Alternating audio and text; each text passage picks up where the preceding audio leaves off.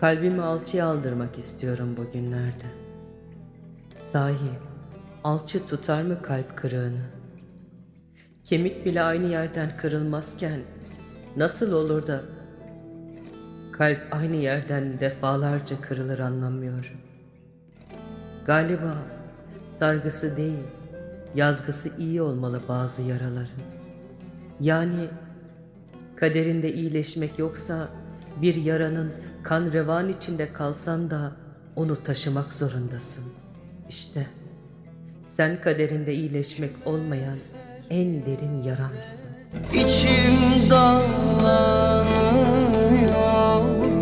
nasıl söndürsem alnına yazılmış metanet desem.